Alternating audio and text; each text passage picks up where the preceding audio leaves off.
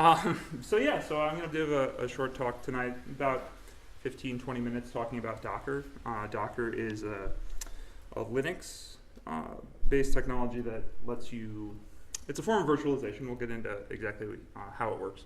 But I'm going to give a little talk about how you can combine R and Docker to solve some nagging data science problems or data analysis problems that we run into. So before I do that, though, who is this guy? Why is he talking? So my name is Tom. I'm Tom Rehman. I'm a data scientist. I'm a noted rabbit herder. We have a pet rabbit that we are fostering right now. So fortunately, he seems to be doing well. I am currently a data scientist. I work at Healthgrades. Just out of interest, how many of you have heard of Healthgrades? Yeah, there's like a person. So Healthgrades is a website. Mostly, that's what most people know about it. They do it's a more than a directory, but it's a search engine for physicians. In addition to that, they do a lot of other things. I don't actually work on the web very much. We have a CRM platform for hospitals and things like that. Right before that, I was a principal data scientist at a startup. If you go far enough into the annals of this group, there's a talk I gave, and then I was like, this is great, bye, and I moved to Wisconsin for 2 years. So I just moved back here in June, we've been working with Docker, so I said I'd talk. I worked at Case Western. I worked at the Cleveland Clinic as well. I went to Case Western for my undergrad and for my grad training, and I did some online classes through Penn State. And I've been doing R now since 2011. We already did the introductions agenda, slightly out of order. So we'll talk a little bit about what is Docker, what is this thing, how we use Docker to solve these problems that I've identified, and we'll sort of end up by talking about Rocker. Rocker is the R distribution that you can use in Docker if you don't want to set up your own. Normally I would be like, this would be the point where I'd be like, anybody have questions, raise your hands, but maybe it's easier to save those till the end since this is such a short talk. So if you guys have questions, hang on to them at the end. I'll leave some time so we can address them. Has anyone in here used Docker? Anybody know what it is? Okay, so I'm not some folks in here know about it. So Docker is a tool that, broadly speaking, lets you create containers. And containers they're not the same as virtual machines, but they have some of the similar functions that a virtual machine would have. There are advantages and disadvantages to how Docker works versus how traditional virtual machines work, and that's kind of what we'll talk about at the start of this. The product itself is not the only form of container. Like Docker is the one that is exploding at the moment. Everybody thinks it's the coolest thing ever, but it's actually not the only one. It just seems to be the one that, for whatever reason, has just hit mass market penetration. It's backed by Docker Inc., and that's they're like the red hat to the Linux in a sense. So, what are Docker containers? Or probably easier to answer question: how do you compare Docker containers to the thing they compete with, which is traditional virtual machines? And in a sense, the main difference is that a virtual machine that we're the traditional ones that we're used to, it is fully isolated. It runs its own operating system. It runs its entire. It's dumb on the inside. It doesn't know at all that it's part of a bigger machine, right? That's the whole point of virtualization. Hardware isolation, so you end up with a virtual machine that thinks that it's a real machine, right? It thinks it's a real live boy, and it does all that stuff. Docker containers are a little different. They have some level of isolation. They have their own file systems and things like that. But at the core, instead of running an entire operating system, they use the same kernel as what the host machine has, right? So instead of emulating the entire software stack, they stop at a certain level, and the host's kernel handles all of the normal kernel functions. So that means it handles resource allocation and giving things to the process. All of that is still handled at the host level as opposed to being emulated inside a VM. So that's the core, right? There's not as much of this isolation that you would see within a traditional VM. The last point here that I make is about data, right? So with a traditional virtual machine, there's data that gets bundled with the image of the computer, right? So you have a VM, it's an image of a machine. When you work inside that image, you make persistent data that stays with that image and can be moved with it. You can do that with Docker containers, but the idea of containers is a little different, right? The idea of a container is that oh, it broke. It doesn't. Just start another one, right? Like just start. If it goes down, you don't even try to recover it. You just make a new one and go on with life. And part of that is influenced because the sort of genesis of Docker has not come from sort of the world of users so much as the world of DevOps people who are trying to maintain large production, like, applications and things like that. And so the idea is, in a good Docker setup, the data that you have inside the image, it's sort of, if you lose it, you won't lose any sleep about that. Data that you actually want to keep, you keep on the host machine, and you just mount the host machine's drives to the container. So that's my sort of version of it. I also helpfully included this picture from Docker.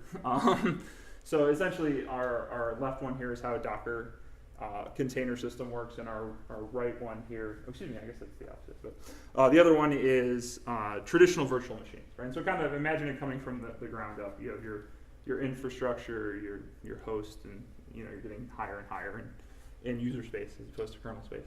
And so the idea here, right, is like your traditional VMs, you have a hypervisor, controls the machines, right, handles all the access. In your Docker host, it's different. You have your host OS, and you have Docker, and then you just have libraries, binaries, anything you need to run, right? So I threw out a bunch of like words, and then I was like, we should have a slide that talks a little bit about those. So there's four sort of concepts that I wanted to touch on really briefly. One is Docker files. So Docker files are the core of Docker, and they're actually what make it powerful.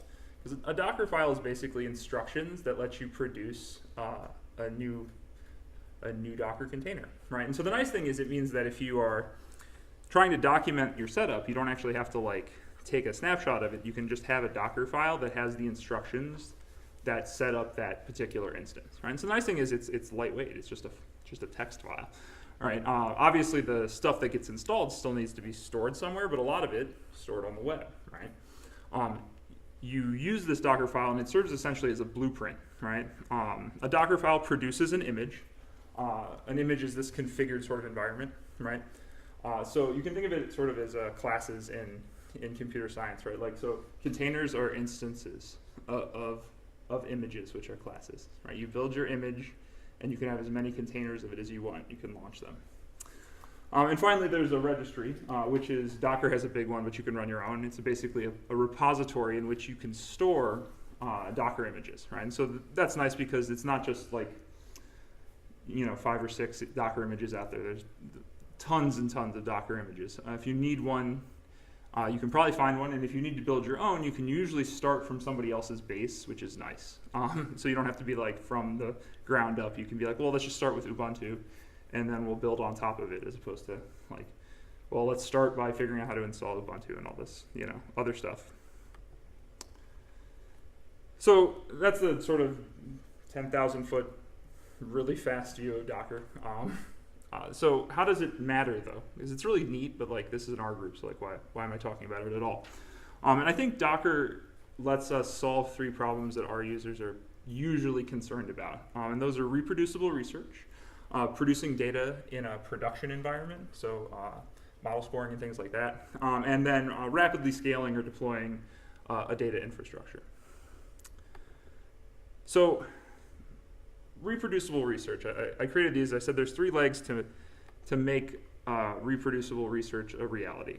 The first is you need to have control of your data, right? You have to have the ability at any point to know and access the data that was run to produce an analysis. And it has to be the data, right? It can't be changed. It can't be temporal. If you really want reproducibility, you need to have access to the data at the time the analysis was run. So that means snapshots, governance, things like that. Code is the second part. If you want to reproduce your analysis, you need to have the code as it was at the time the analysis was run, right?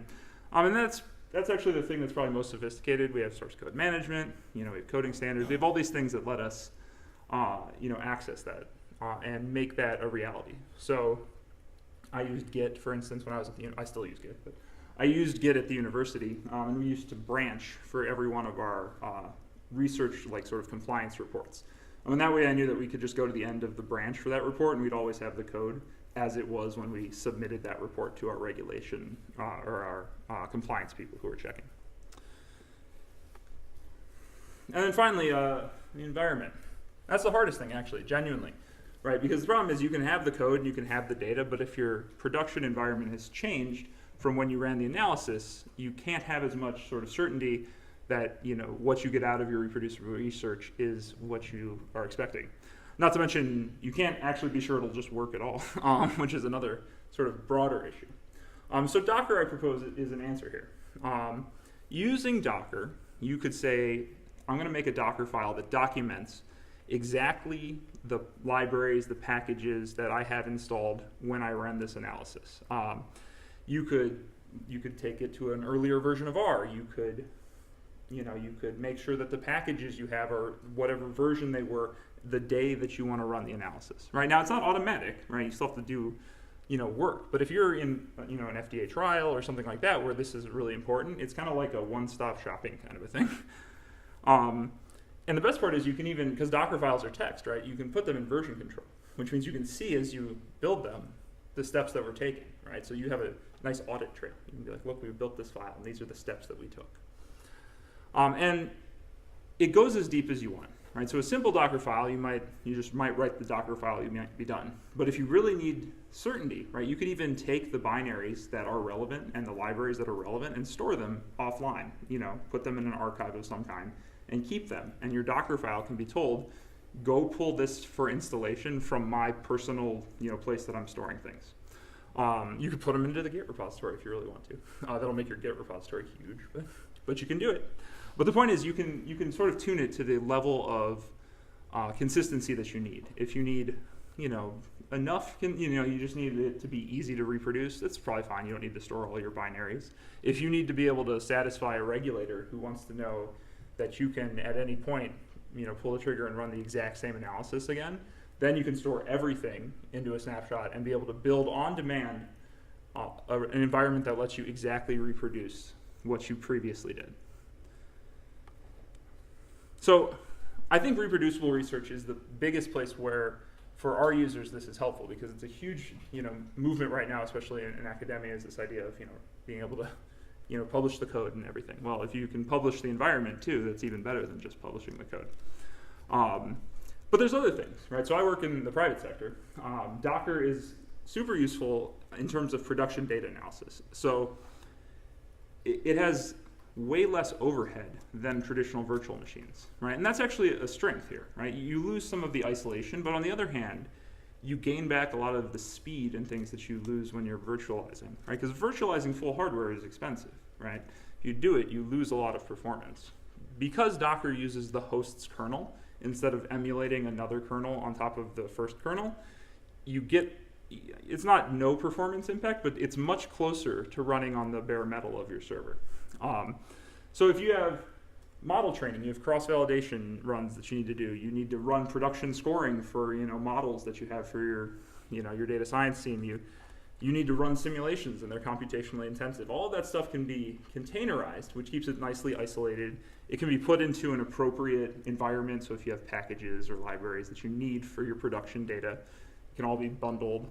You can take the images and give them to a DevOps guy who's not a data scientist, and they can push them into a production environment. As long as that is a Docker-friendly DevOps shop, you're productizing your data science output for them. You no longer need your data scientists to build it, but when it comes to actually running it, like in getting it out there, you can just be like, here you go, guys. Here's the Docker, here's the Docker image, and you'll probably need a script or two to kick things off and everything. But it's a lot easier on your DevOps people to sort of give them a black boxy thing they can just run.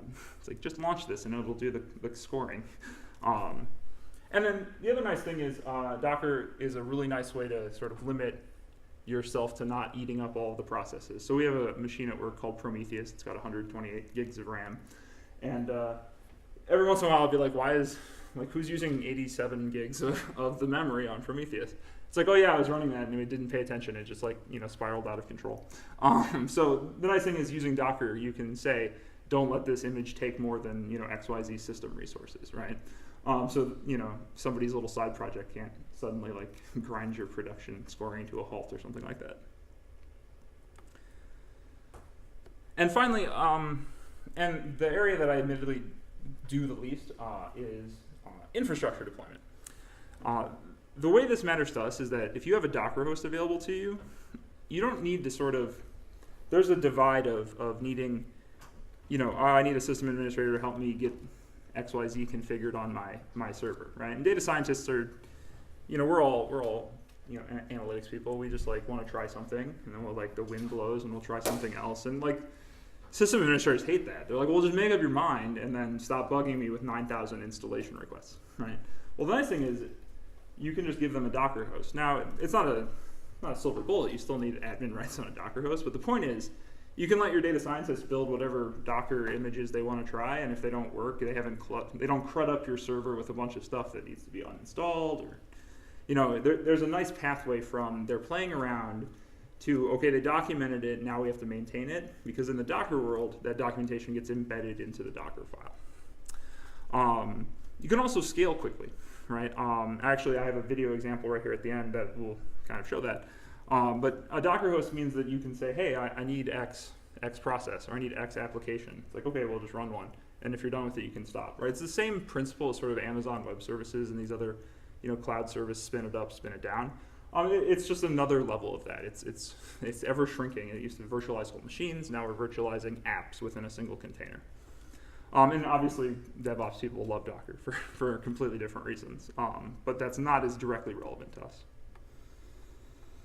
So all this is great. All this is, the theory is amazing. But how do you get started with it? Well, Rocker is the answer, right? So Rocker is the R project's approach to Docker. And what they do is they produce published Docker files that let you use R.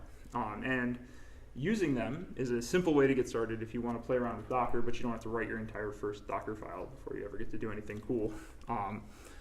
There are tons of Docker files. I'm going to show an example with Rocker, but I mentioned Ubuntu. All right, we're using that to build work ones that they start with an R or a Ubuntu one, then they build some R stuff on, and then we build some work-specific ones. So Rocker is what I used for this example. And actually, what I'm going to do is rather than use that, I'm just going to find the mouse. There we go.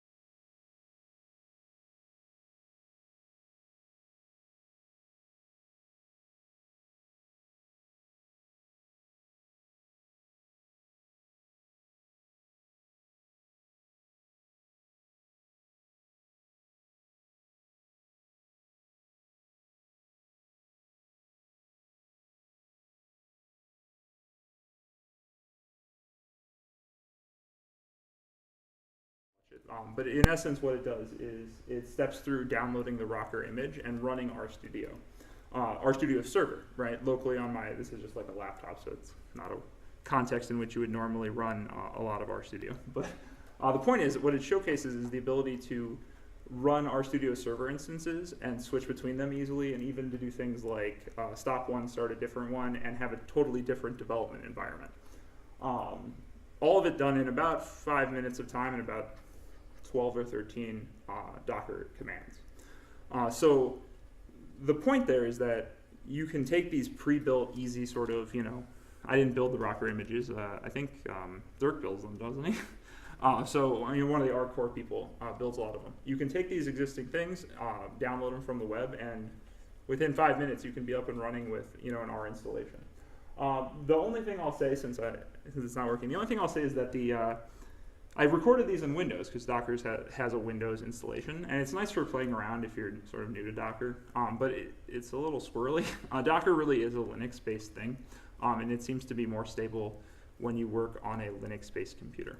So, well, I'm very sorry about the video not working, but that is Docker and R sort of in a quick nutshell. I would be happy to take any questions. I'm going to stop this since it's 52 seconds. So, so yes, any questions or anything about it?